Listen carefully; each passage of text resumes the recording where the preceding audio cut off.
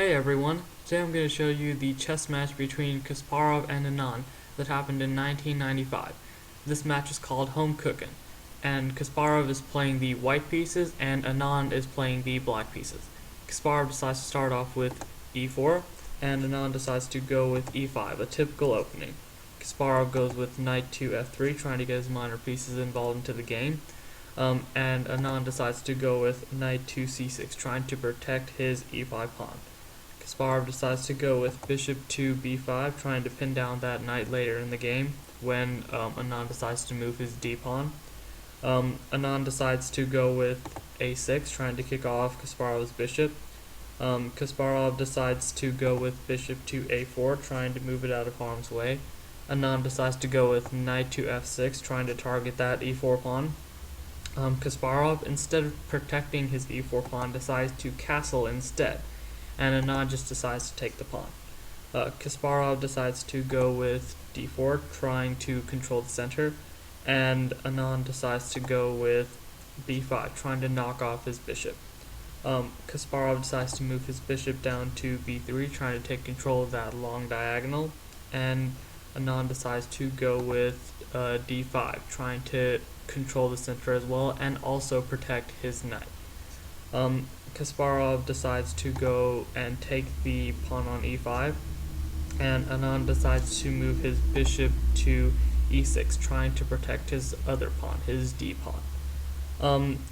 Kasparov decides to move his knight to d2, trying to get involved into the game, as well as trying to target that knight.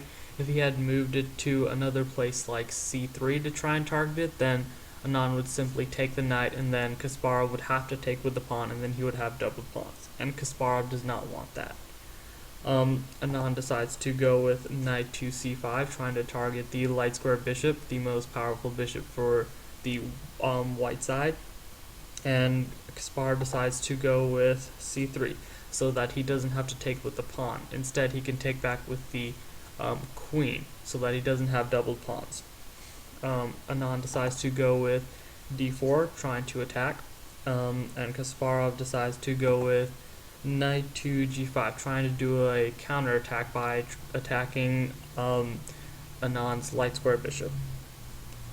Anand decides to go and take the pawn on c3, and Kasparov decides to take the bishop on e6. Anand decides to respond by taking that knight, and then Kasparov decides to go with c3, taking the pawn on c3. And so Anand decides to move his queen to d3. Now, the queen is now very involved into the game, but it also becomes a target as well when you move it this close to your enemy's minor pieces. And so Kasparov decides to go with bishop to c2, trying to target that queen, and Anand decides to move his queen to c3, trying to take the pawn and gain some more material. Now this is where it gets interesting. Kasparov's rook is now in danger of being taken by Anand's queen, but instead of protecting the rook by doing something like maybe moving the dark square bishop, Kasparov decides instead to move his knight. The reason why this doesn't properly protect the rook is because of what Anand decides to do next, and that's to simply take the knight, to take out the defender. And so Kasparov decides to take back with his bishop. Now, while it may seem that the rook is quite vulnerable, it's actually not as vulnerable as you might think because of the circumstance. If Anand decided to take the rook with his queen, then Kasparov would next move his queen to c. This not only targets the knight on c6, but if Anand does not move his queen from that position, then Kasparov can simply move his dark square bishop to b2 and trap that queen. If Anand decides to move his knight to b4 or d4, trying to attack Kasparov's queen, then Kasparov would simply use his queen to take the c pawn, and then start attacking Anand's vulnerable king. And so, instead of taking the rook right away, Anand decides to go with knight to d4, trying to move that knight out of the way. Kasparov decided to go with queen to g4, and now Anand decided to take that rook on a1. However, this leaves the e6 pawn vulnerable, and Kasparov decides to take advantage. by doing bishop to e6, taking that. Anand decides to go with rook to d8, trying to control the d file, and Kasparov decides to go with bishop to h6. This is a discovered attack on the queen, because if Anand decides to take the bishop, then Kasparov will take Anand's queen with his rook. Anand decides to move his queen to c3, trying to get it out of harm's way. Kasparov decides to take the pawn on g7. Anand decides to counter by moving his queen to d3. If Anand hadn't done this, then Kasparov would have moved his queen to h5, then e7, checkmate. Kasparov decided to take the rook on h8 with his bishop, and Anand decided to move his queen to g6, trying to protect his king. Kasparov decides to go with bishop to f6, and Anand decides to go with bishop to e7, trying to exchange those bishops. Kasparov decides to exchange those bishops, and then Anand decides to take his queen, trying to exchange the queens out. Kasparov decides to go and take that queen, and then Anand decides to take the bishop. And now both the dark square bishops and the queens are off the board. This board may look even to most people, but in fact Kasparov actually has the advantage because he has a bishop and Anand has a knight, and this is an open field, meaning that the bishop can move around all over the place while the knight has to move in one place at a time. If Kasparov plays this correctly, then he should be the winner. And so, Kasparov decides to go with rook to c1, and Anand decides to go with c6, trying to protect his pawn using his knight.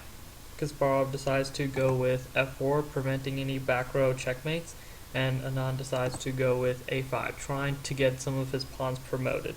Kasparov decides to move his king to f2. Anand decides to move his pawn up to a4, creating a pawn chain.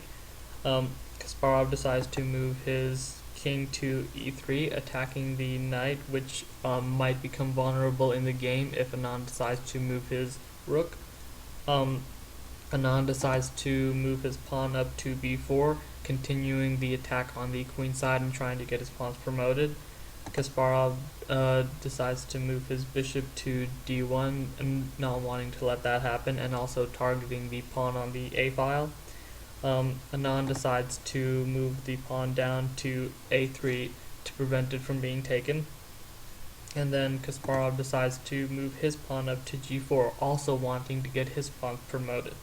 Anand decides to move his rook to d5, wanting to protect his c-pawn when he decides to try and push it up. Kasparov decides to move his rook to c4, trying to target that knight, and Anand decides to move his pawn to c5 because it is now protected by the rook. Kasparov decides to move his king to e4, trying to target the rook, and Anand decides to respond by moving his rook to d8.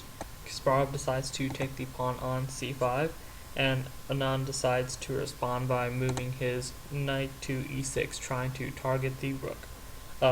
Kasparov decides to move his rook to d5, trying to exchange pieces. Since he's in the lead, he wants to try and exchange as many pieces as possible, so that Anand has less opportunities to gain back his pieces. Anand decides to move his rook to c8, trying to control the c-file, and Kasparov decides to move his pawn up to f5, trying to kick off that knight. Anand decides to move his rook to c4, checking the king and trying to take out some of Kasparov's pieces. Kasparov decides to move his king to e3, and Anand decides to move his knight to c5, trying to get something going on the queen side. Kasparov decides to move his pawn up to g5, Anand decides to move his rook to c1, and Kasparov decides to move his rook to d6. At this point, Anand decided to resign. He probably thought that he couldn't make it because not only does Kasparov have the advantage by having that bishop, but he has 3 pawns that are almost to that 3 pawns that are 3 spaces till they're promoted, and he also has a rook on that side to help them get promoted. At this point, it's going to be very difficult for Anand to come back from this, unless of course Kasparov makes some sort of a mistake, and he hasn't done that this entire match, so he's probably not going to do it now. I hope you enjoyed this chess match. If there is a game that you want to see, please leave it in the comment section below. Until then, bye for now.